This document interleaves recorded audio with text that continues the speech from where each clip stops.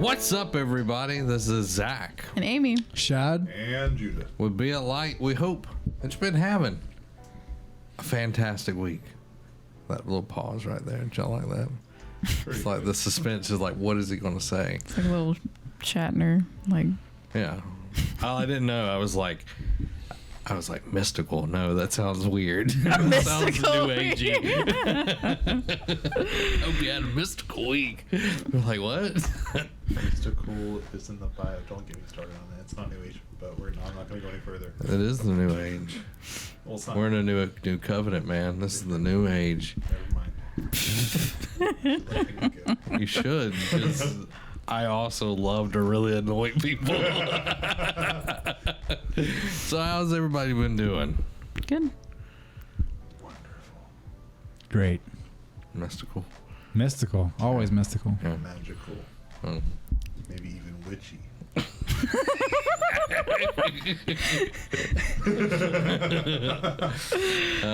So that we're just doing one words this week. We're not gonna like expound on our week. Shad goes first. As you hit, we're sorry for all the hits on the table over the last 7 months. Well, I ate a lot of really good food this week. Favorite place? The favorite dish I had this week was probably from Thai 54, which isn't that far from here. Yep. I had their red chicken curry, and it was really Love me some solid. curry. Yeah, it was solid. I like curry. He's a pretty good shooter. I don't care for that Then sport. why did they lose? Then why did they lose? Didn't shoot well enough? Well, he did. Everybody else didn't. I'm more concerned with how it tastes. We're talking about basketball. He's talking about Thai food. I'm trying to get it Just in back. case everyone's I'm trying to get it back to what the listeners want to hear. And that is food. Food. Well, you said because your cousin was in town, right? He was in town. That's true. Well, I'm like, you didn't just go by yourself and go like on a No, but I do that like all a the food. time. Oh, okay. Well, I'm trying to do it less. I'm trying to save money, but Yeah. I need to invite you to Pensacola Foodies. There's so many restaurants I didn't know about in Pensacola. I joined that page the other day. I'm freaking out. 'Cause I'm like, all my dollars. They're going to go to all these places. Because they look good. Yeah. How about you? I took a friend to Taste of Jerusalem. Since we're talking about food. And he loved it, of course. Yeah. Because, like, and one, they're going to be, you know where, come on, brain, Oscars used to be on Cervantes? Yep. Yep. They're taking over that building, so it's going to be like a legit restaurant now. And I'm so happy that his food is so good that people who don't even go in that neighborhood risk going in that neighborhood they think is sketchy and scary to go eat his food. See, I grew up like those railroad tracks that are right there. The other side of those railroad tracks in that neighborhood, like on the bayou, that's where. So, like, we would go to Oscars for breakfast. Yeah. All right. So, like, when people are like, Brownville is so sketchy, I'm like, there's maybe parts that are sketchy, but I love that place. Yeah, like, actually, right across the street from Oscars is my old church. So I used to go there every Sunday morning. the one that's like the Friendship Baptist now. No. So here's Oscars. Here's the other side of the road. There's Friendship Baptist, but there's one right there. It's New Testament Fellowship. Used to be Family of Believers. It's a white building. Yeah, I know what you're talking about. It's literally. I if you're, might if you're, know what here's you're talking Oscars about. behind you, and you're looking. Is that the here. one that has like the thrift shop? No. No. No. Okay. It's like right there. Anyways. Anyway. There's like 5,000 churches. Yeah, there's a lot over there. And he loved it, but like we got full off the bread again, like me and Shad, because like they'll bring out bread and all these dips. You finish the bread, they bring out more bread, and I'm like, stop doing this to me. It's really good. And like we're dipping, mixing the dips and all that. And then we went to Taste Buds and got that thing I posted with the. That looks so good. It was really good. It was pretty pricey for like how much it was. Yeah, it looked fancy. But like it's just like that one thing you get one time. And we just jammed out. That's what I was going to mention to you if you wanted to join our jam sesh.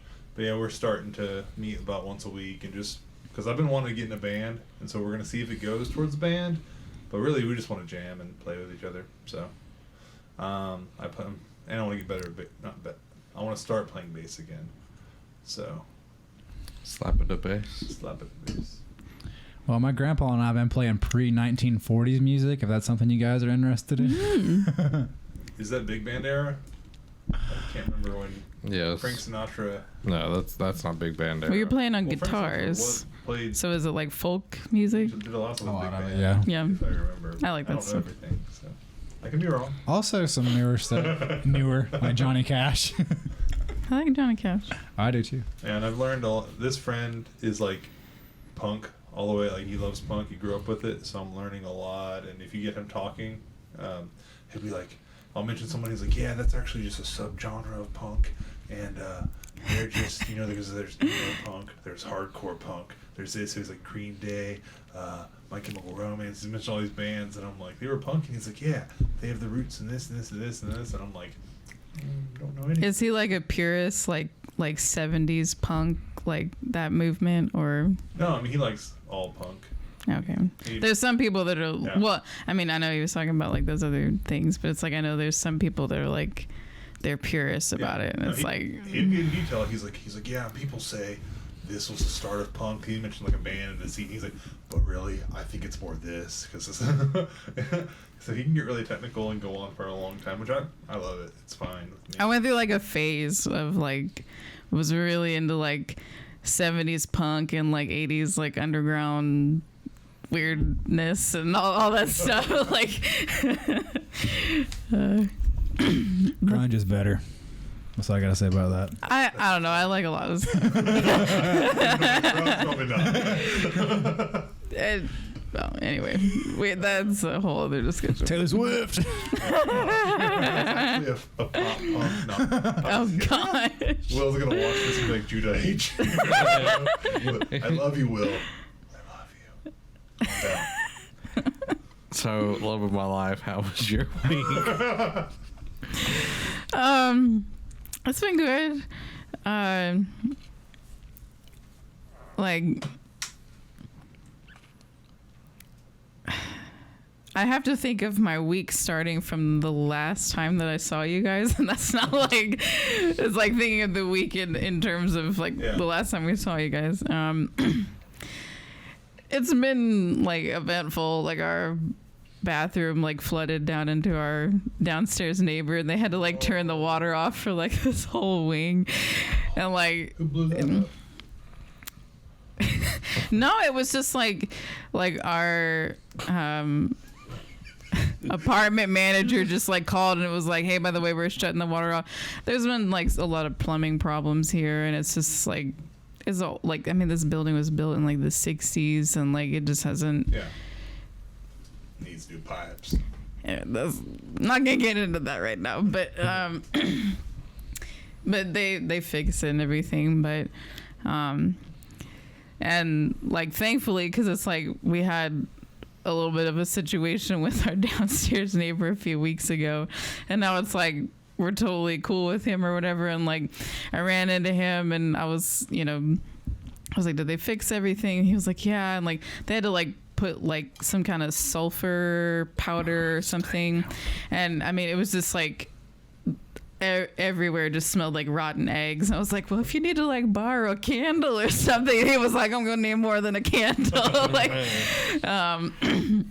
but just kind of getting to get to know him a little bit more, and because we've had neighbors kind of come and go, and like I think when you're like so compacted like in an apartment complex, it's like people try to create as much space as they can, and it's like there's some neighbors that we've been here for a few years and like we still don't really know them, but then there's other ones that we've been able to get to know, and it's just being able to like show our neighbors love and everything, and like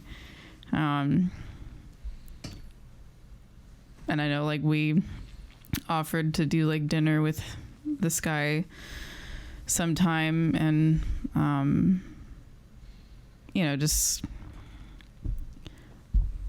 wanting to be friendly neighbors, and like when there's like a situation like that where it's like, sorry, my our toilet flooded into your apartment. Like, it wasn't anything that we did. It just happened. But, I mean, it was the shower, the toilet, like everything. Yeah. Like, it was just, anyway. But I'm just glad that, like, we're on good terms with him and everything. We can be friendly and all that. But,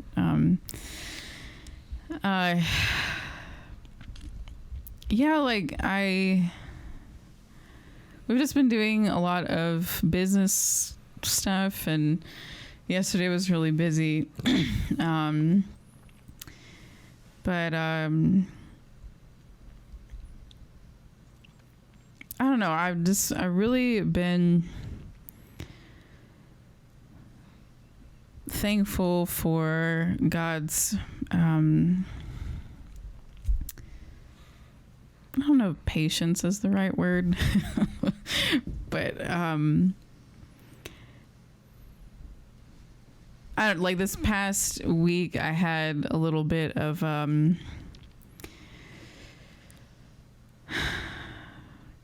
looking back on it now, like, it felt very much like a toddler tantrum kind of thing, where it's just like, I'm upset about this, and I don't like, and I mean, I wasn't really, I mean, I was kind of upset about a situation, but it was more of just like, I didn't really understand how to handle it.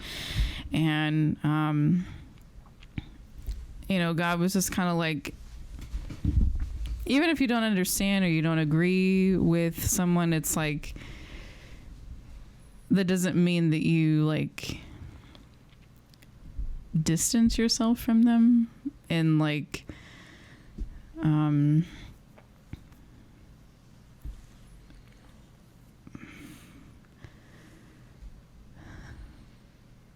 it's like, you should just be willing to forgive any kind of hurt and not take offense. And even if you don't necessarily agree with them or you were hurt by something, it's like, you let it go. And, if you feel like it's something you need to talk about, you do that. But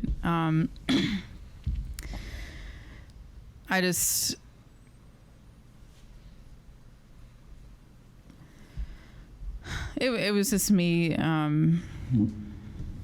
navigating that. But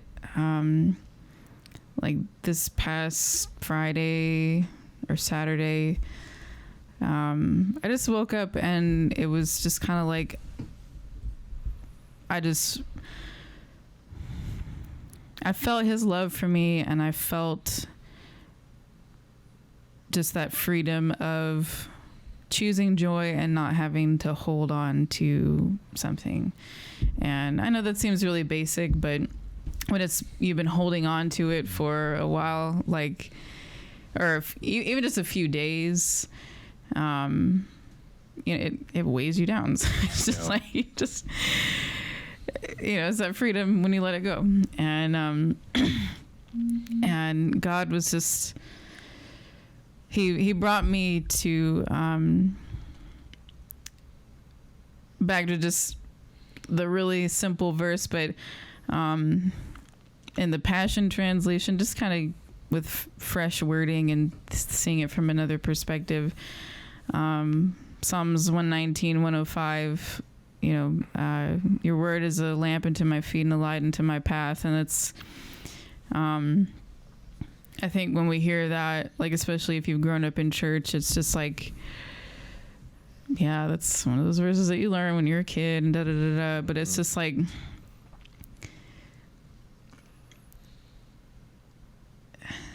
it's so important, and being able to, like, in those moments when it's like, what you say about me being able to be free from carrying baggage around, it does light my way to the life that you have created for me, and the person that you say that I am, that I don't have to be somebody weighed down by offense. And I wish I had my phone so I could read it for y'all. I posted it today, I think, but I did.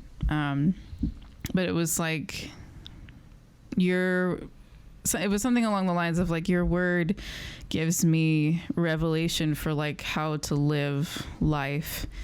And it was just really refreshing and really awesome. And I don't know, it was just one of those things where it's just like I woke up and it was like I felt like he had just been like ministering to me through the night, and waking up, and for me it felt like instantaneous, but I feel like it was something that was happening through the night. But it was just like you wake up and you just feel like this thing's just broken off of you, and it was like, you know, and I prayed about it like before I went to bed, but it was just refreshing and awesome to just be like, you know what, it's okay, even if I totally don't understand what happened. You know, I know his love, and I know that he loves me, and I'm not like, I don't have to like try to figure out somebody else's mindset or feel like I'm inferior. Cause I was feeling those things, and it was like, okay, because maybe they didn't agree. It's like, did I do something wrong? And anyway, but yeah, so I'm just thankful for like in the day to day, you know, it's not, I'm going to go through my week and then, you know, because I know like I've had the habit of maybe, you just go through the week and then it's like, okay, I'm going to go lead worship. And it's like Sunday night or Saturday night. It's like, okay, I gotta get holy now for Sunday or something like that. It's so silly. It's so stupid. I'm not saying that's. No, it's the same with like the Friday night stream or the Saturday night. Those thoughts come and I'm like, yeah, am I holy enough to? Yeah, yeah. Behind the screen, talk about, you know, sometimes I don't feel like it, and I don't feel like, but like I know every time I go to do that, he's just gonna speak. Yeah. I've learned to just trust that because he hasn't failed me yet. Yep. I sure know how to talk, but yeah. So I understand what you're saying, and that can be a struggle to get past that mindset, because it's not true. You don't have to get holier or more righteous or anything. Yeah. How was your week? It's been interesting. It's been really busy. Yesterday we got up early-ish and went and got some drone footage to finish. I saw. It was good, yeah. Thank you. To finish my demo reel, because we had a interested client. Everybody be praying that the wonderful FAA is going to allow me to fly in a certain airspace and everything. So was that with the demo is what you're turning into them, or? Yeah, I turned it into a client, and they're working on that, but they're right beside the Dallas Fort Worth airport, and the one of the runway literally is like directed right at the building.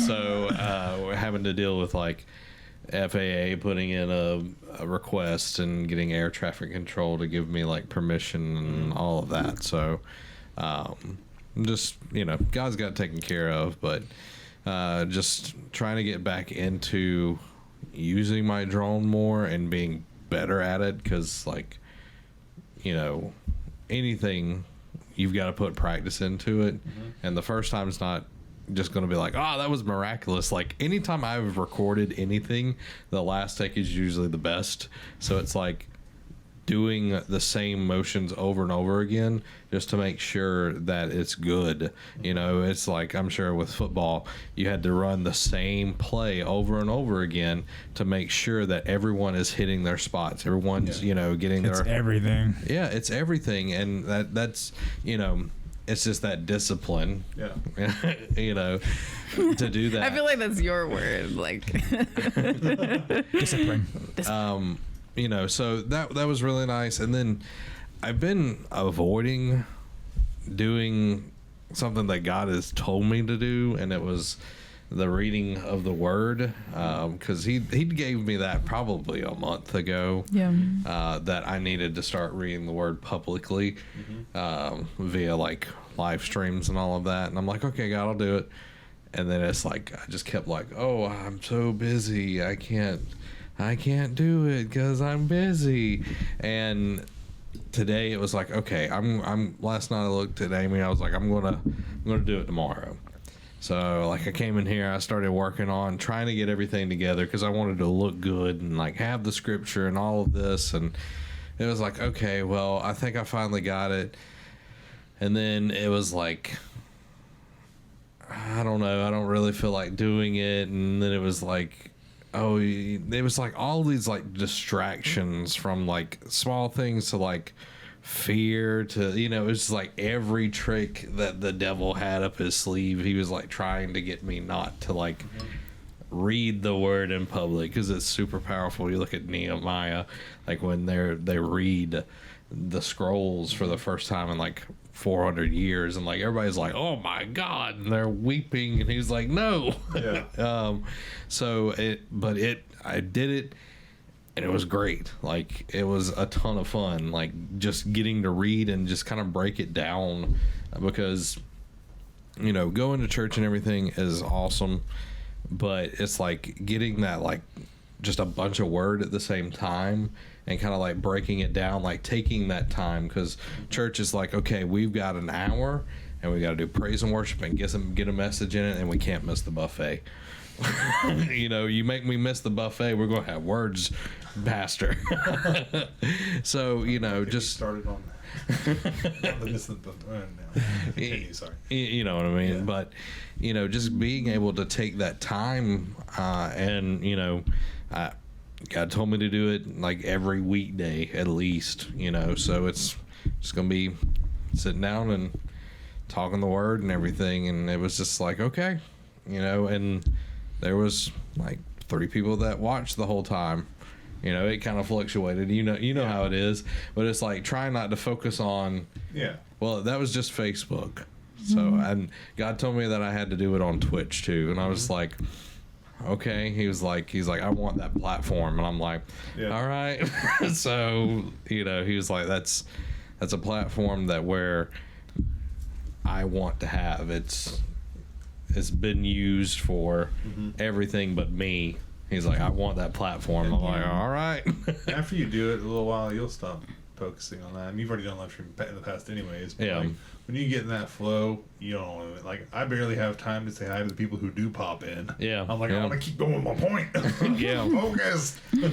Hi, next. Exactly. And, you know, it's like I was going to do, I was like, I'm going to talk about Jonah. I'm going to read Jonah. Yep. And then it was like, it's like Proverbs. And it's like, okay, because I got spent so much time on Proverbs in the last 6 months. Is like I've read it like 7 or 8 times. So it's just like, all right, we're gonna do Proverbs, and it's, you know, it's just exciting to just do what God tells you to do, and just like, okay, now we can move past. You know, we can keep getting deeper because you're being obedient. Yeah. So it was just nice to finally say yes to the dress.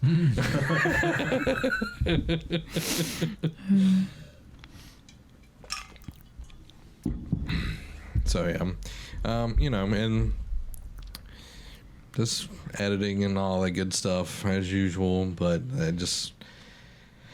God, it seems like when we go to bed, God's just like, hey y'all, hey. Probably the last 4-ish days, Like we'll go to bed and it'll already be late, and then like for like an hour and a half, it'll be like us just like talking about stuff, and it's like we really need to go to bed, but like this is really awesome. It's like, which, I mean, that's great, but it's like we're really tired. Like, or I don't know, like I'm more of like a night owl person, but then like you feel it in the morning, and it's just like, you know, productivity and all that. But like, it's been awesome just kind of being able to have those conversations. Yeah. You're quiet, sir. Well, Talking to that mic, boy. He gets Just- closer and then turns his head. well, I'm talking to Amy. Yes, Shad. So just rehashing what you were talking about earlier. Yep. You said you were letting go of bitterness.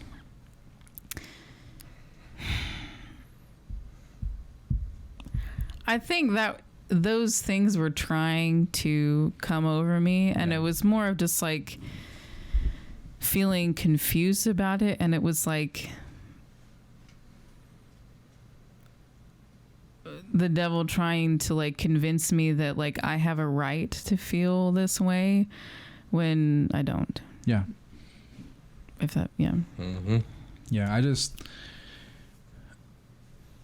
when you were talking, it just made me reflect a little bit, because I guess maybe I didn't knowingly realize what was going on at the time, but I spent years in bitterness. Yeah. Like just ate at with bitterness, and it makes you sick.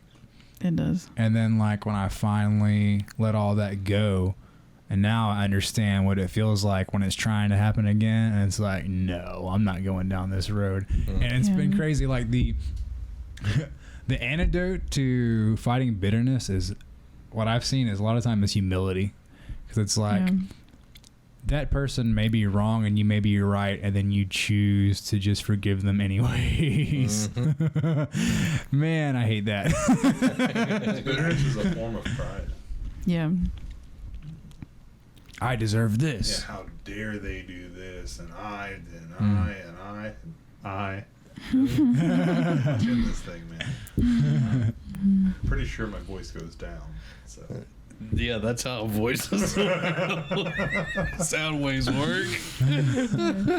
No, like I think a lot of it was just like confusion about the situation, and it was like I think there can be situations where both parties feel like they did the right thing, and maybe you just have different opinions about it. So it was just me like, okay, I respect your opinion, and you know, I'm not gonna it is just choosing to be humble, and it's not about, well, I have to be right and that kind of thing. And it's just like like it's cool, like it's Feels good. Yeah. I just remember since I literally spent years of my life in bitterness, and like when I finally got to the other side, like one of the things that the Lord like really showed me was that it's really actually pretty rare for people to be malicious, like outright malicious. Most of the time we're offended with miscommunication and people not understanding what they're doing. And like when he showed me to have the mindset that the majority of people are just trying to live their life the best they can. Yeah. Like, who knows what kind of stuff I've done to hurt people, not meaning to, and just let it go. Yeah, because, in our narrative, we're the hero. In our minds, we're the hero, and anything that comes against us is the villain. They're coming after me. They're coming against what, this, that, or the other. When in their mind, they're doing exactly what you said. They're the hero of their story, and they're just trying to make everything line up. And it's, it's not like, I'm going to get Shad. I'm gonna, Usually. There's a few people out there that's a little cray-cray, but, You had some scripture, my friend. I did. I just didn't want to go into a rant. Well, I will. You? I got some water. Like, Splash when I go too far. But yeah, this is Romans 8, and I was actually looking for the verse everybody knows. If he's not withheld his own son, but gave him up for us, how we not, also along with him graciously give us all things.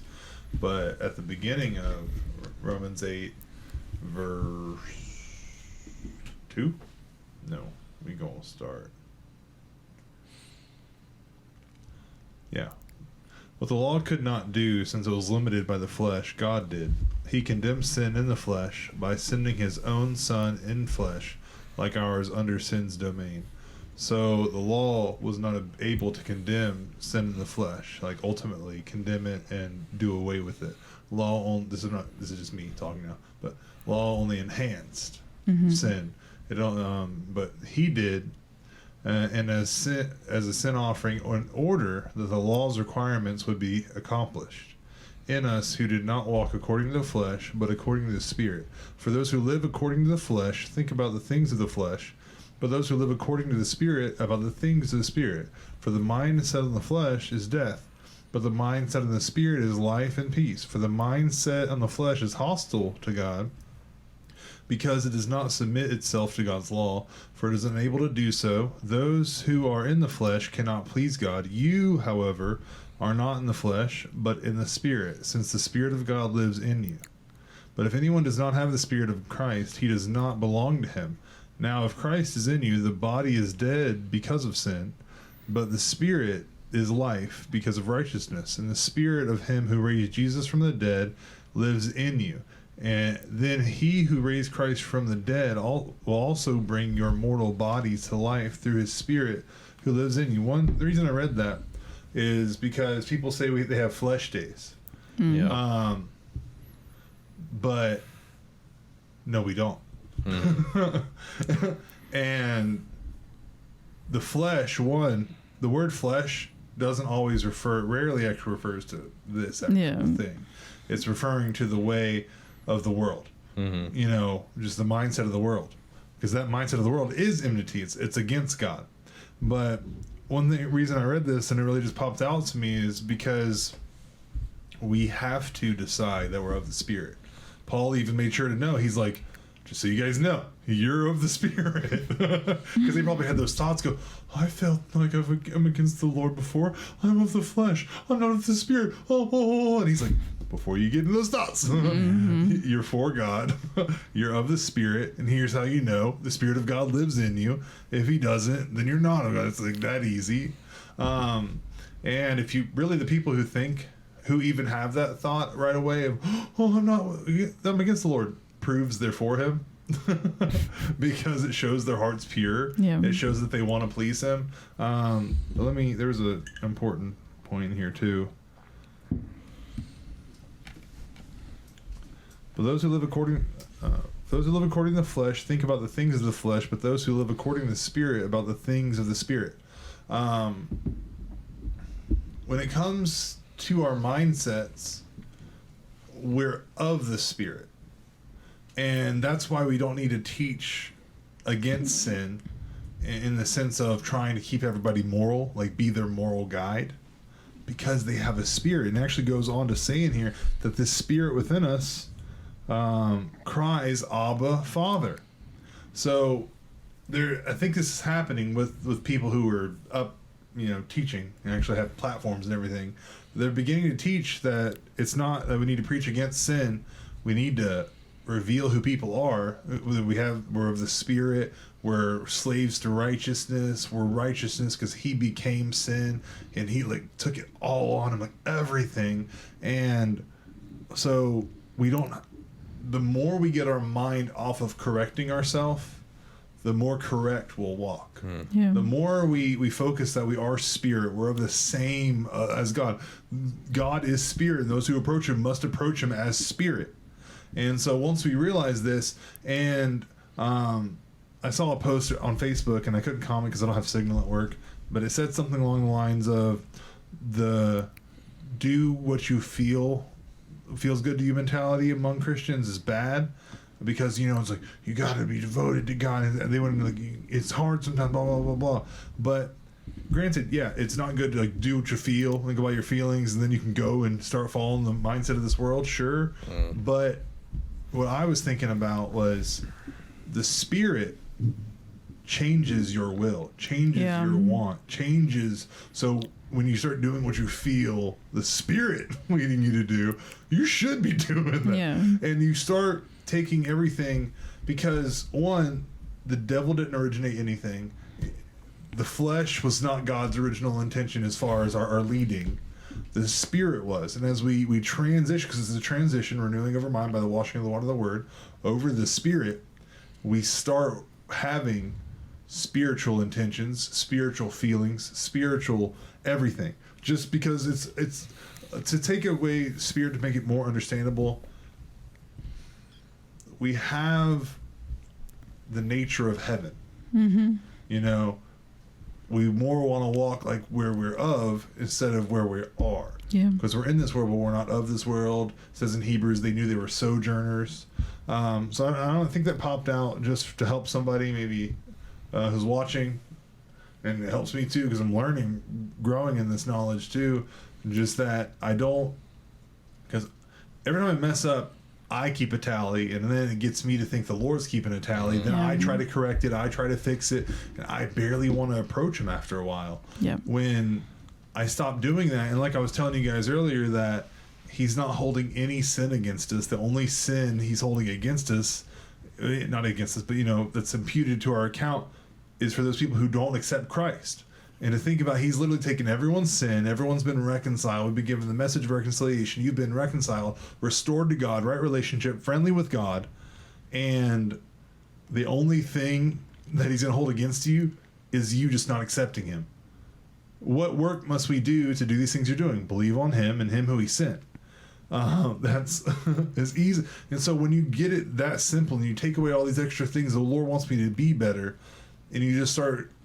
you have that where you can walk boldly into the throne room of grace in your time of need and ask what you need, and you'll receive it. Once you have that knowledge that the Lord wants to provide for me, and he's not... Granted, should we grow in wisdom? Yes. Should we grow in this righteousness that we are of? Yes. All these things occur, though, from spending time with him. Yeah. If I want to be more like Shad, I hang out with Shad. Mm-hmm. And the funny thing about us and how we're made, I involuntarily act like Shad. After spending so much time together, we think similar. We come to similar conclusions. We say similar things, but I don't I'm trying to be like Shad. I just pick up things along the way. So as I spend time with him and realize that just to meditate on the thought that he's never... Okay, Isaiah... And I showed my mom this, and she didn't know this, and she was like, whoa. And when I saw it, I was like, whoa. Isaiah 54, guys. He said, this will be like the days of when I said I promised I will never flood the earth. Mm-hmm. I will never be angry with you. I will never rebuke you again. And if anybody's going to attack you, it's not coming from me. Think about that. That was before. Yeah. That was before the cross. He's like, I promise. Just like have y'all seen the earth flood since then? I'm talking about the whole earth. There's been floods, but has the whole earth flooded? No. So until that happens, he ain't going to do that, because he's going to go against his word. But his word is that he's never going to be angry against you. So when you start meditating on a God who's actually never been angry against us, you start to see that Scripture says we became enemies of God because of our evil thoughts and actions. We opposed him. He's never been opposed to us. Yeah. And his original intention was never the law. We shouldn't even be teaching the law, not even the 10 Commandments, because it says those who try to follow what's written on stone are cursed. So none of that. Granted, can you look at that and go, that's morally right? Yeah, sure. But it's not something we should go, you need to stop this and stop that. That's not how God works. It says in 2 Corinthians 5 that we are compelled by love. Love, one guy I listened to said, when the Lord gets your heart, he'll get your money, he'll get your time, he'll get your devotion, he'll get your discipline, he'll get you all that. So as we teach people to fall in love with God, it makes it easier to talk to people about God, because you're not like, hey, you should put that cigarette while I'm about to talk to the Lord about you and to you about the Lord, and you should stop holding your girlfriend's hand, and we're gonna do 20 things before I can say anything about the Lord to you. No, but now you can say, hey, you're awesome, and actually it be true. Yeah, you're amazing. Did you know you're made in the image of God? And like I was telling you guys, you can start just encouraging people, and then prophecy will happen. And it makes evangelism much easier when you don't have to, when you see someone like, okay, one awesome story, and then I'll be done. But I remember back in the day, man, I would on my lunch break, I was reading the Bible every second of every day. I was like, Jesus, Jesus, Jesus, praying, do whatever I could. And I was like, just going crazy. And I was sitting there on my lunch break, reading the Bible, and I was like, Lord, just send somebody in here. And I want to pray for them, and they're going to get healed. And I was like, pumped. And this lady came in with her husband, and she was cussing him out, and just, man, she was angry. And I could have been like, well, Lord, send another, because she's not going to receive, amen. She doesn't have faith, amen. I could have had 20 things before she sat down. But she sat down, and when I have my love on, I'm like, I don't care what you're doing. You could be doing horrible things right in front of me. I'm about to lay in on you with the goodness of the Lord, because I am the majority. And so I turned, and because she would mention something about her foot, and like back then, and I'm getting more into it now, but like back then, if I heard you even say my pinky hurts, boy, I was chasing you down. You were getting prayed for. I said, hey man. Again, the funny thing is, the whole place is empty. They sit right next to me. Mm-hmm. So I turn and say, hey, you said your foot hurts. And I was like, can I pray for you? And she's like, oh, okay, sure. And I prayed just simple prayer, and I was like, thank you. And I just went about my time, and by the time she left, she was like, oh, thank you so much for praying for me. She stopped everything that would have disqualified her in our sense when we taught the wrong way. She stopped on her own because she saw love. I gotta tell another story. Same time at KFC, a friend burned his hand. It wasn't really my friend, but it's the guy I worked with. He burned his hand. It was pretty bad, and I was like, hey man, can I pray for you? And he's like, sure. He's like, no one's ever asked to pray for me. So yeah. And so I prayed for him, and he got healed. There's some people got healed at KFC. It was crazy. I was chasing people down. The chicken man. Yeah. No, and like I was just like, I would like be in the middle of making chicken. The special recipe. If I saw someone coming with a walker, I'd stop making that chicken. I'd run out that door and be like, hey, can I pray for you? I had one guy. It's anointed chicken. I had one, we had our weekly meetings or monthly meeting. I can't remember which one it was. And I handed out cards, and I was like, hey, just put what you want me to pray for on there. And this one guy, the same guy who went to the oil field, he was like this atheist, super smart dude. Also, I really enjoyed him. We had a lot of good conversations. He's like, no, I don't need you to pray for me. And I was like, okay. See, I was like totally oblivious to even caring about all this stuff. And I was like, okay. And I just went about and started handing it to everybody else. And he came to me later, and he's like, actually, man, yeah, there's some stuff you can pray for me about. But that's what I know. I got into a totally different subject. Man, when you start having the love of God in your net, you lay off having a focus of I need to be better with my money. You lay the eyes down, and you just say, Lord, I don't care about anything else. Yeah, I could examine and see 1,000 things, but I see only you. Yeah. And then you just start naturally changing things, but then you start talking to people, and you're like in love with God, and you see the love for them, and you're not thrown off when they have a different belief or they say something different. You're just like, I'm gonna love you to death. Mm-hmm. and so like the church is starting to get this. Yeah. They're starting to get that love where you don't have to go out and evangelize anymore, where you go out and you just simply love somebody. And like, you've really affected me with what you said. If we just affected those 5 to 20 people we know we're going to have in our life. Like my mom last night, through my whole time I've been saved, we've sat and I've just talked with her and been like, hey, no, don't think this way. This is the word, and this is this and this. And like she said something last night, and I was like, Mom, I got a little annoyed, and I was like, Lord, why am I annoyed? I don't want to be annoyed. I don't want to be angry. But like I sat down and I was like, Mom, I don't like what you said.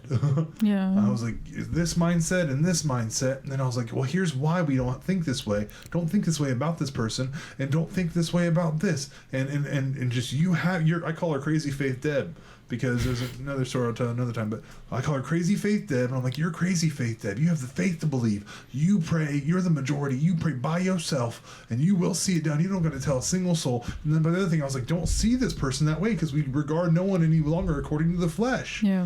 But we regard him according to the Spirit. You begin to see that, and don't even allow an inkling of fear of what's going to happen this way, because what?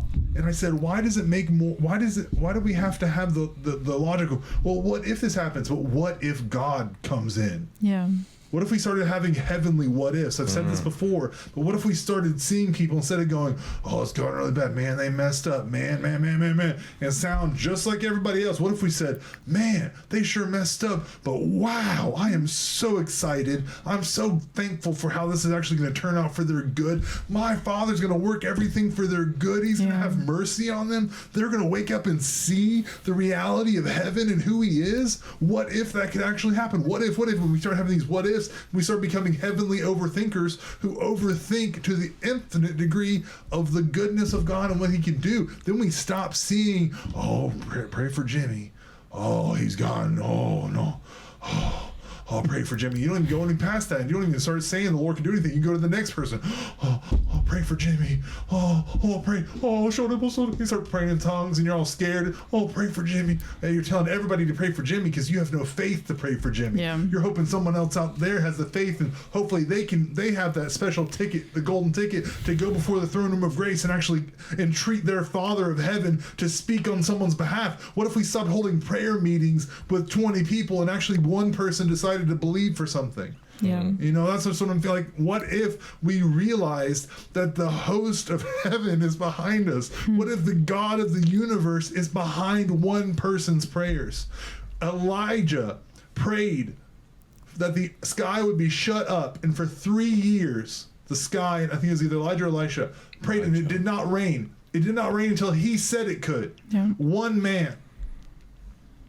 And now Christ has come. The Holy Spirit that raised Christ from the dead dwells in us. One man. There's 1, 2, there's 3, 4 people up in this building right now with the power, the atomic dunamis power of God within us. And when we pray, when we speak words from our mouth, life comes out of them. Or death, but we are life people, so we speak life. And life comes out of it. So when we see a situation, we don't even have to. You're allowed, someone hear me on this, you're allowed to not have worry, fear, anxiety. Anything is logic. You don't even have to have balanced reason in heaven. We're going to have Almighty God reasoning now. We're done having logical reasoning. We're going to have heaven's reasoning, and bind on earth what is bound in heaven, loose on earth what is loosed in heaven. We are no longer going to consider people of the flesh. We are going to see them for what Christ has done for them and speak that. And speak what is it as though it is. These are not logical precepts. These are heavenly principles. Yeah. You were talking,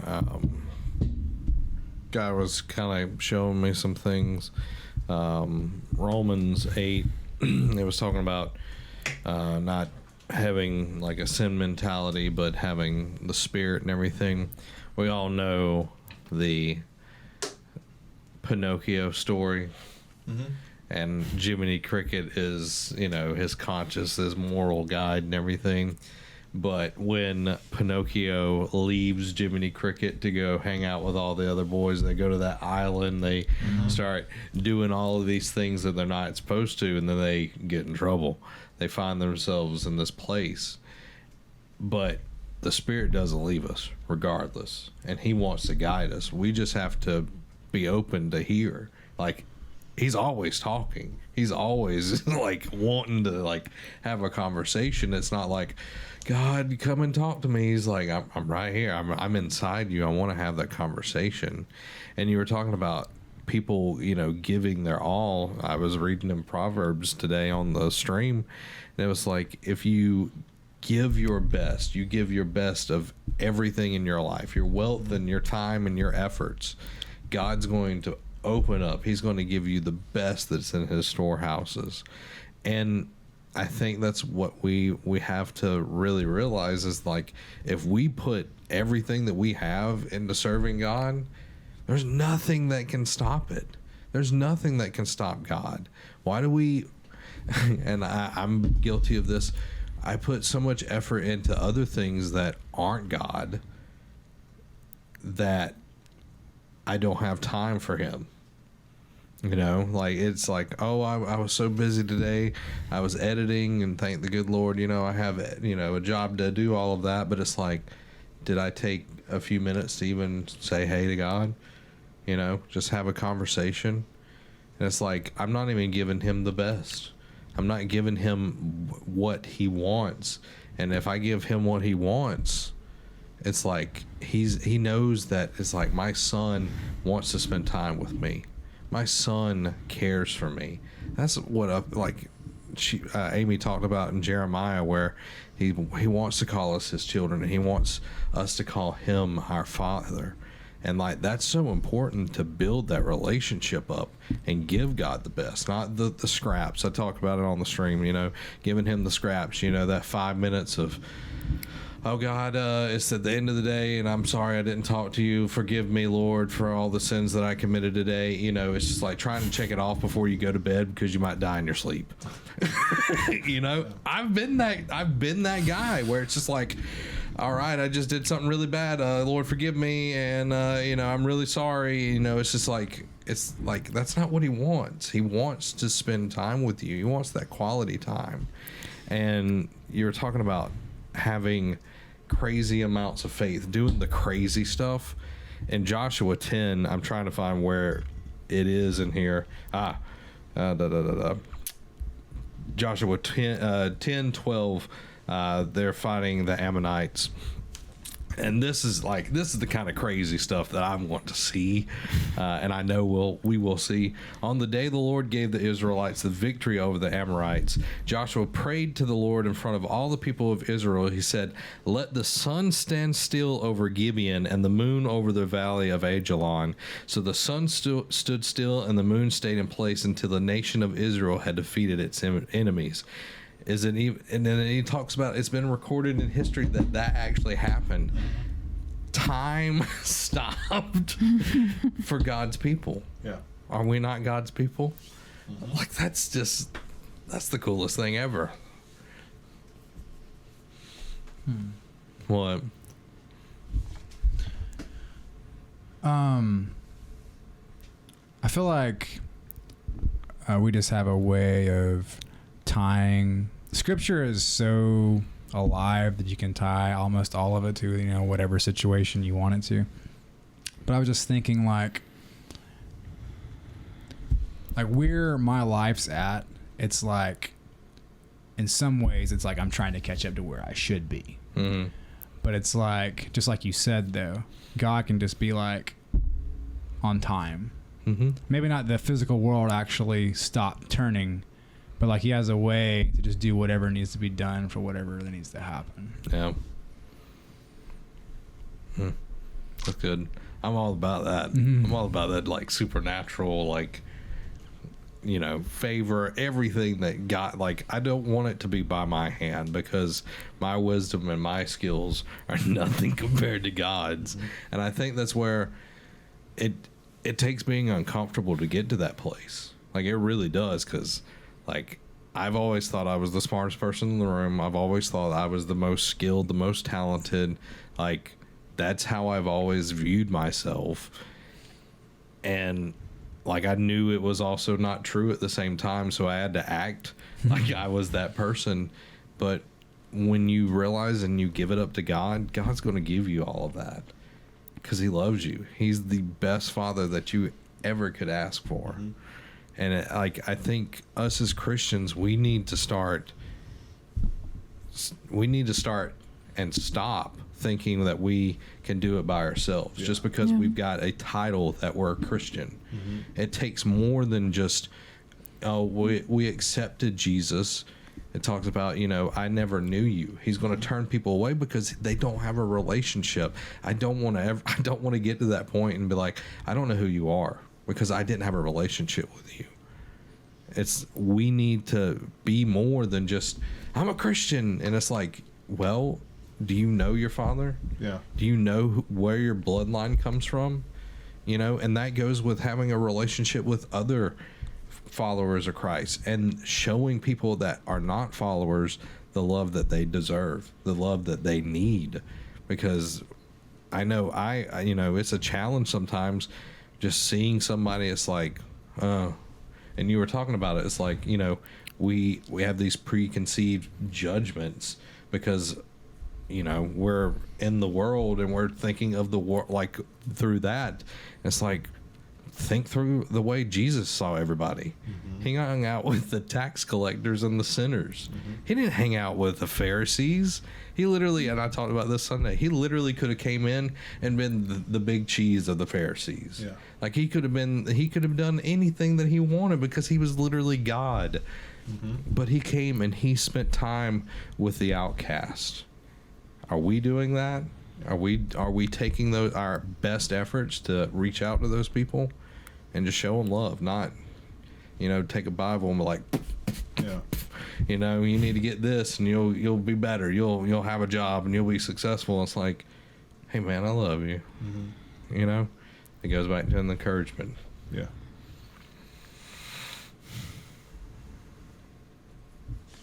You got something?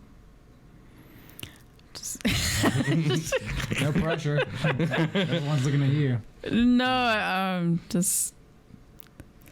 I'm trying to listen, not just to have a answer, but actually listen.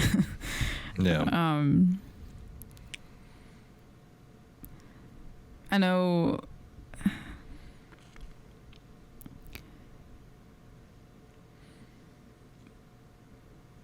like both of you were talking about it, and just that, like,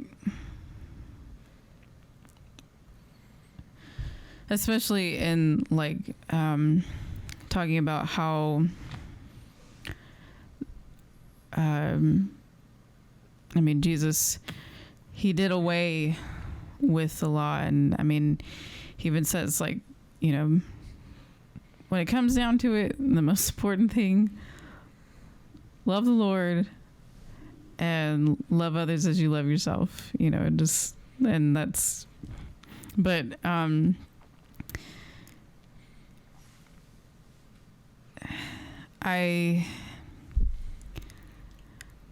I was thinking about it today, and,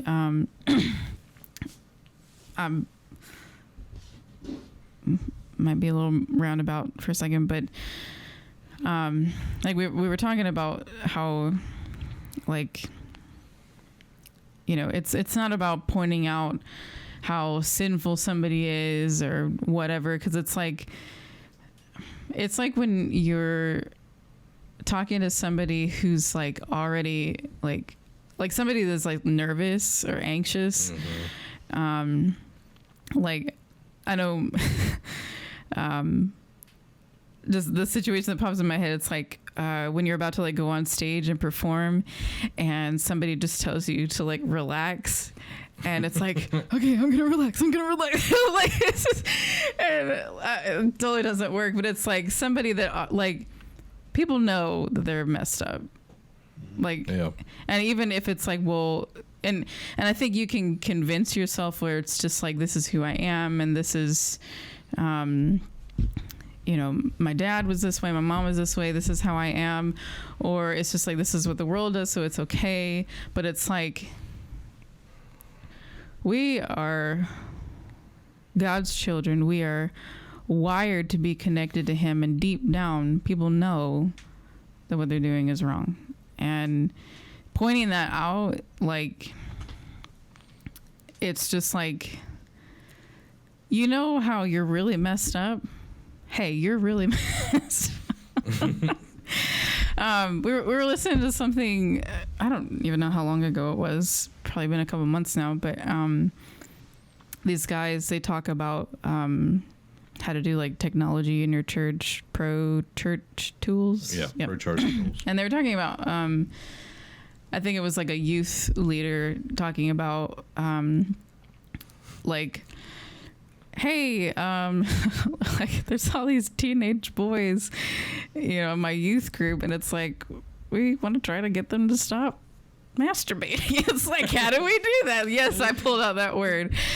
But I mean, it's just like, hey, I mean, I'm a youth leader, and that is something that, I mean, I'm not saying like I've talked about that, but it's like, you know, that's not something that you want your kids to do, you know? Yeah. And it's just like, you know, in that situation, it was something that, because it's like, we do have that reaction to it, but it's just like, it's so common.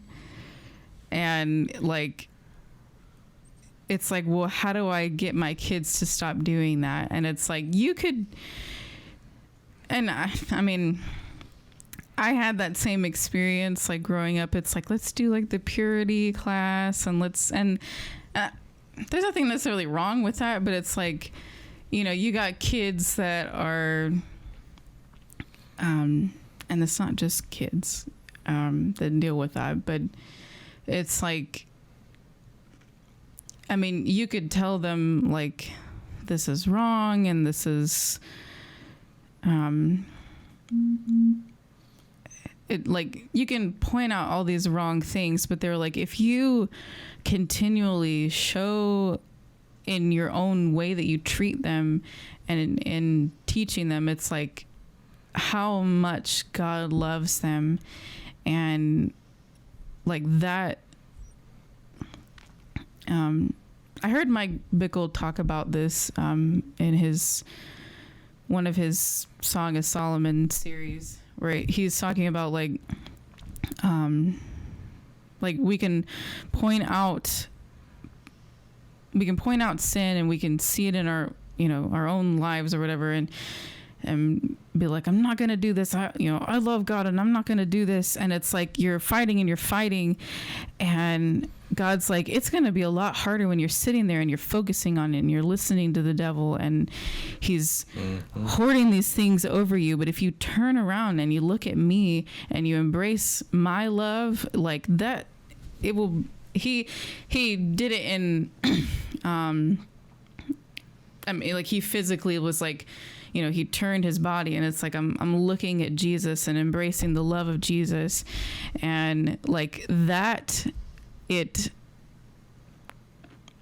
because it's also, he's telling you who you really are, and it's like, you aren't these things, and my love is so much better than these things. And like, it's gonna, I mean, like, even with like my own kids in my youth group, it's like, you know, we've had a couple conversations where it's like, yeah, I know, like, I should try harder in school, or I should, you know, treat my sibling better or whatever. Like, I have like a brother or sister in my group, and they're like the main part of the group, but like, and they just kind of see it as like because we really project like how we see God as a father. Like, we project like our own experience with our own father or parental figures, and it's like, you know, because they're the ones that discipline you, and you know, they do the best that they can. But I think a lot of us, like, we see it as like, you know, God is saying like, you need to do this better, you need to do this better, and you know, it's like this laundry list, and it's like, we want to keep him at arm's length because we just feel like he's the person that's trying to discipline us. But there's correction, but he's not saying, you know, he's not like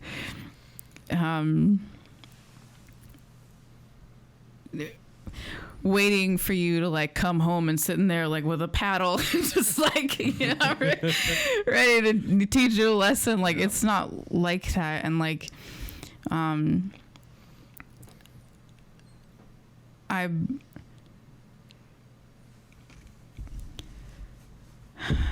I was thinking about it today, like, I mean, like, because Zach and I, we lived together before we got married, and I'm not saying that that's right. I don't agree with that, but I had people in my life that, you know, were like, this is wrong, and it was, but it was like,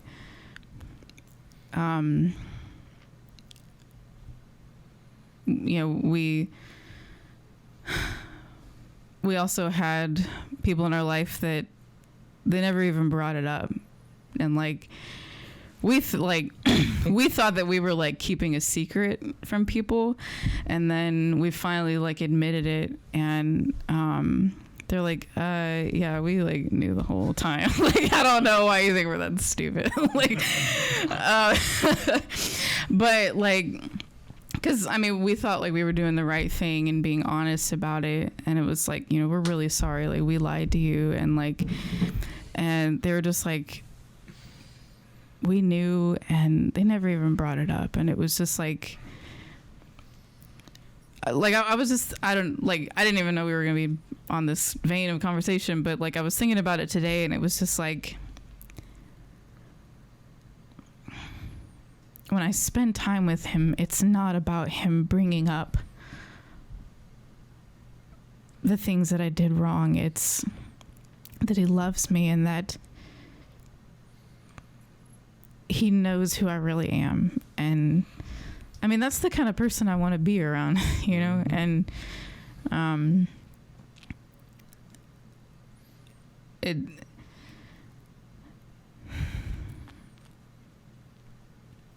I just feel more and more that I feel like, you know, anytime like I have to teach, or even like when I lead worship, or just in like talking with somebody, it's like it really, like, you know, I'll ask God, it's like, what should I say? What should I try to convey? And he's just like, just that I love people. Like, that's the most important thing. And it's just like, you know, you can use your own story with him for that, or, you know, in what you've experienced and just what his word says. But like, I know, like, there's been situations where like, there's somebody in my life who we were really, really close at one time, and, you know, just with distance, like they live like on the other side of the country now, but I was friends with him, and then like I like completely just like I gave everything to the Lord.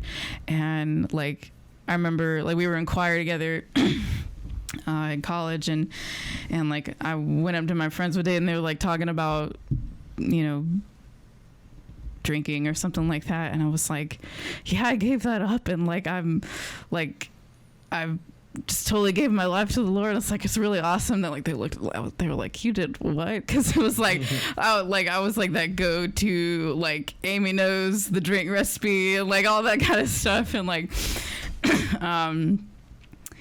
that Irish blood, or you could, you know, anyway. But like, I mean, they just looked like, and it was like they felt like, I think, some conviction, and it was just like, and I wasn't saying like you're doing something wrong. It was just like, it was just one of those like, yeah, I'm good. And it was like, I gave that up, and like, I don't need that anymore. It's like, it's really awesome. And like, I'm free. And like, it just like, and like, there was a little bit of distance and everything, but recently,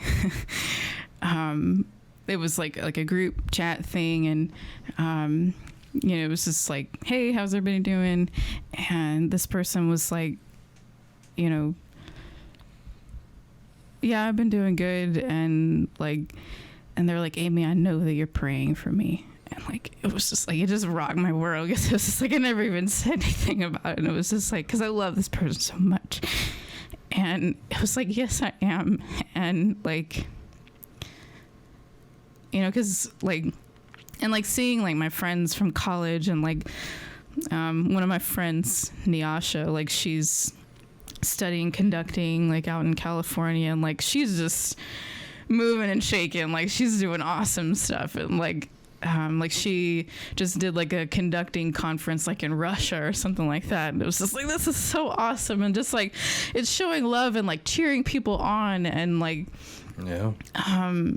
like, because I know that's what God does for me. He's cheering me on, and like I know I'm excited. Tomorrow I'm meeting with somebody about just kind of talking about like my songs and stuff like that, and you know, getting his opinion. Like, he's a drummer, and just it's like taking those steps of like, okay, God, I know that you gave this to me, and I'm moving forward, and I'm really excited about it. But like and just like it's forced me to like sit down and play these songs again, because like, okay, I gotta brush the dust off of some of these, but it's like these are the songs that like one of the songs that's like I talk about like the chorus is I'm seated in heavenly places, and like that was like when I like actually like understood that and like had that revelation. Like, you can ask Zach, I was just like, heavenly places. Like, it's so like and like going back and like kind of, I mean, they were always there, but like brushing the dust off of them and like remembering these things that he's given to me, and like this love, and it's just like, I want people to know this, and like I'm like,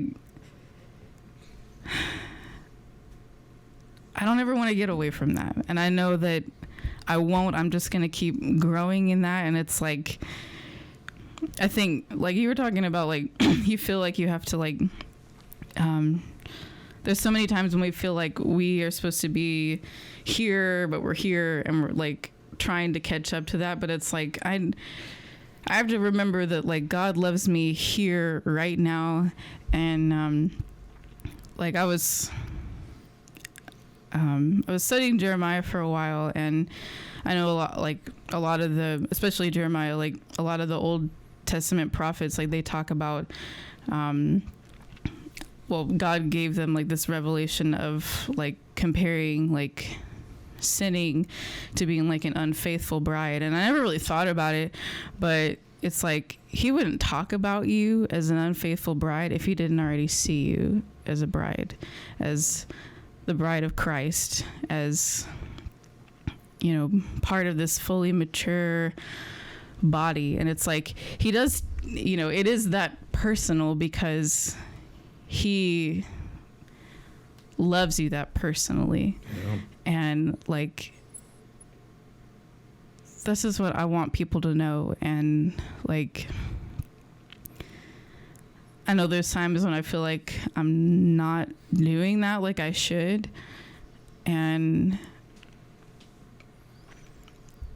like I could, you know, be like, I have to love people better, and like it's hard, but it's just like, no, if I remember how much, if I look at how much he loves me, and I'm anchored in that relationship, like it's not gonna be a hard thing. It's gonna be an involuntary thing. So anyway, I know one other thing, but you're good. If I can rant, you can rant. It's perfect. I'm not the ranting one. We did a good job. But, yeah. Anything else? Not off the top of my head. No, we can. I was gonna say we should pray like we did last time. I didn't know if like we were. I don't know if you're like putting on video or not, like when we do that or not. But I don't know. It's up to you. You're the editor, so whatever you want to put. Yeah, I was thinking the same thing because I've been thinking about. Andrew Womack mentioned that there's like 4 things in Romans 1 that they stopped doing that led them into that life. You know, the Romans 1 we're talking about, they lived their own, like they started doing all this crazy stuff, is the one thing you talked about is they stopped like thanking God. They stopped worshiping and like regarding Him as God. So I've been like doing that, not as compulsory, like I gotta do it, but like I was like, oh, that's something I can do, you know. Like I've just been like thanking Him and really, because you know he mentioned another thing. He's like, when you bless God, you don't gotta say I bless you, God. When you bless God, you're like, man, you're just so like. If someone just came up to me and said, I bless you, I would be like, cool, bro. If they were like, man, I like what you're doing. I'm watching you, and it's whatever. I can't think of it right now. But you know what I'm saying? Like they just start like almost like adoring you, and like, oh man, you're just awesome. Everything you do is just so cool. I look up to you. You just can't seem to do anything wrong, can you? Just keep doing the right thing. Like that would bless me more than like, I bless you, brother. Well, bless you too, I guess. That's you. So I've been thinking about that with the Lord instead of just being like, Lord, just bless your name and oh, your name's holy and all stuff. I'm like, man, Lord, you're just awesome. I have such a like. I was sitting there. Oh yeah, when he told me that stuff about how he said he's not a one-trick pony, and I had fun with him, and I was like, "You're not a pony." You can't say that when I'm drinking my mouth. and I was just like, oh, and then because like when I talk to him, I barely get any words out because fullness of joy in His presence and the pleasures start happening involuntarily with me, and I'm like, Lord, and you're just eventually I'm gonna finish a sentence if you like even now I can feel like if you let me speak. Like the whole 30-minute drive is just me trying to have a sentence while so much is going on, but it just blesses Him when I do mention that in His presence is fullness of joy, and at His right hand are pleasures forevermore. Because He's like, yeah, that's right. It's like a whole buffet full of stuff up in here, but everybody's scared to come in here because they're scared of me because they think I'm like, boy, you best get it right. When I'm not, I'm like, I done made it right, but they won't come in here to get at my stuffs, and I'm like trying to give them tables in front of the enemies, and they're like, oh no, let me make my own table, and now I'm making their own enemies, and I'm like, don't make your own. So yeah, I think the Lord, He talks to me like that. It's really funny, really weird, but He just, He's excited, and like just imagine that. Because like I've been thinking a lot about that, and he explained Him being God, God and Father, but like He's God. Just think about like you created everything, everything's made for you, through you, and held together by you, and all you've ever wanted is not for them to do right, be right, or anything, but just to be with them. And now we think there's regulations to being with Him. Some of us only want to be with Him one day out of the week. we give Him that 5-minute nod, but I think that comes from, and I'll stop after this, but I think that nod comes from us thinking that we can't approach Him, or not knowing that He's a good Father, or not, because we're perishing. We might be spiritually perishing before we actually physically perish because we don't know Him. We don't have that knowledge that we can come to Him at any time. And like it's just like I've been thinking about with this one person, the reason I like them is because shut up. Is because like eyebrows speak louder than words. Morse code. Shut up. It's because I can bring anything to them and they won't see me any different. But then I was thinking about that with the Lord, and I was like, why can I see them that way, but I can't see you that way, Lord? And I was like, I can bring anything to you. One, you're already going to know it. Two, you ain't going to care. Like, you're not going to be like, oh my God. You're going to be like, with the paddle. Oh, myself. And so, I don't know where I was even going with that. But it's just, I remember, okay, this is my last thing. I have a couple last things. The preacher thing. I promise I'm I closing. can't help it. I remember one time, because when I was younger, when I first got saved, I was just loving on Him. There was a time where I was reading like so many chapters a day, thinking I was pleasing Him. But actually, when I look back, I don't think I was actually doing it for that reason. The Lord's been showing me.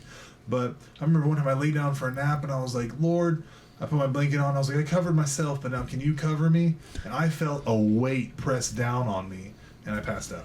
And Like, there's been so many times like that, but that one moment, I felt like I was a young kid. I was still like a teen, but I literally went, whoa, I fell asleep because I felt that weight come on me, and like I can't say I never felt it since then, but like I've never felt it like literally just boom, and I was asleep. I was like, whoa, and I fell asleep.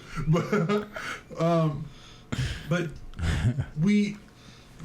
if we just take away all these things that he has to give us, because he wants to. Jesus said, why do you pray for these things? Don't seek after like the Gentiles, because he already knows what you need before you even ask. So if he already knows what you need before you even ask, that means we shouldn't waste our time asking. We should expect it. And it's not wrong to expect it from a good father. He actually wants us to expect it. Our prayer time should not be spent with, Lord, I think I need this, and Lord, if you could just bless my business, Lord, if you could just bless this, Lord, if you could, Lord, if you could, Lord, if you could, Lord, if you could. I would be exhausted if someone came to me with like 20 requests, like my kid, hey, Dad, if you could just make sure I have breakfast tomorrow. Oh, and I just need to make sure my backpack is packed. Make sure, okay, Lord, if you could, Lord, if you, Dad, if you could, Dad, if you could, if you could just make sure, pick me up from school if you could, please. I've been a good boy. If you could please pick me up from school. I don't want to look shamed in front of my friends. If you pick me up at school at the right time, and you can even pick me up right, you can pick me up right at school. And so like it's changing prayer for me because I don't need to pray about anything like that. Because like I just expect it. Yeah, like because hearing it like putting it like in those terms, because it's like as a parent, I feel like you would hear that and it's like, well, wouldn't you know that I'm gonna feed you and pick you up from school and do those kind of things? Trust. Like, yeah. That's why he intentionally called himself Father and gave us fathers.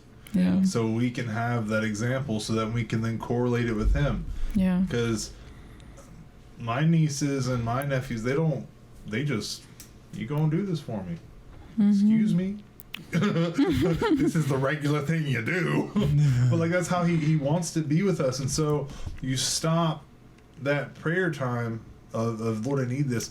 Instead, it could turn, even if you can mention it, you don't gotta be like, oh no, I can't mention it. Be like, Lord, like a kid, they come up to a dad at the end of the day, Dad, you're just so awesome. Like, I know you're my dad, and like you do stuff for me, but like I just enjoy that you do it for me. Like my bed's always made, and I do always have lunch, and I'm just, I have a good life. I've had kids. I've seen kids to have those conversations, but they come, and so instead of being a Lord, if you could, you just, after it all happening, and you're just not even thinking about it, you're like, I like that. That's awesome. You're awesome, Dad. You're cool. I enjoy being around you. And then that would bless. Like when I have kids and they do that, because they go and do that, because they'd be awesome kids. I'm not going to get into that. My kids are awesome. Sorry, that's a joke, guys. I lost my point. But that would bless me just like the same way it blesses God our Father. And Jesus like pressed that point. People say Jesus preached on the kingdom, or he preached on the kingdom more than anything else. He preached on hell more than anything else. No, he preached on the Father. Yeah. He came to show the Father. If you've seen me, you've seen the Father. He told them, your father's the devil, but then he told them, he said, but you have one true Father, your Father in heaven. And so he's like, the Father, the Father, the Father, the Father. They wanted to kill him because he said, I'm the Son. Yeah. And so that's just my long 30-minute spiel, that's how I want. Can I make a request? Yeah. That either your mother or father confirm if that was little Judah voice. Did he sound like that as a kid? That's why I imagined my little, I was probably like this since the day was born. Came out of the womb. No, but I won't go into the whole vision, but I had a vision. I was sitting in the house, and I got I saw my little self. It represented my innocence, and I talked like that, but like better kid version of that. That's like just joking. Just having this is something that God's been telling me, and I know it's for me. It might be for y'all as well, or somebody else that's watching. He's wanting me to call him his name instead of his title. He's like, that's my title. He's like, you know my name. It's Yahweh. He's like, that's what I want you to call me. He's like, get out of the familiarity of saying God or Lord. He's like, call me Yahweh. He's like, you know me. You know my name. We have a relationship. And I'm like, all right, God. He's like, yo. But it's, it's something that, like, the last few days is like, okay, this is really weird, but it's like deepening that relationship. And like, I know that's for me, that might not be for everybody, but it's like, I know his name, so I'm going to use his name. I'm going to, it's like if I walked up to you, like, hello, bearded guy. Give me things, bearded guy. Give me things. It's like we don't call people by their title. Yeah. We call them by their names. Even if they're, the CEO of Apple. Like, he has a name, and that's what he's referred as is Tim Cook. It's not CEO of Apple. CEO of Apple. It's his name. And I just feel that's something for me. It might be for somebody else as well. But I'm going to start trying to call him by his name. And some people are like, you shouldn't call him, but I don't really care. He told me to do it, so. Say my name. Say my name. When it's around you. Say Yahweh, I love you. Okay. No, that was good. That's my white card for you guys. I liked it. Thank you so much for watching. Please like, share, subscribe, follow, whatever it's called on the platform that you're viewing on. If you want to support us, you can go over to patreon.com. Patreon.com/bealight. Help us continue to make awesome content. We're doing daily live streams now with reading the word. We've got Juda doing live streams, Amy producing music, Shad making posts. We've got a ton of stuff going on, so check it out, support us. We much appreciate it. But a share goes a long way. Goes a long way, because it goes not just to you, it goes to all your friends, and that helps out a ton. So, you good? Yeah. Okay. This has been Zach And Amy. Shad. And Judah. Have a blessed week. Goodbye.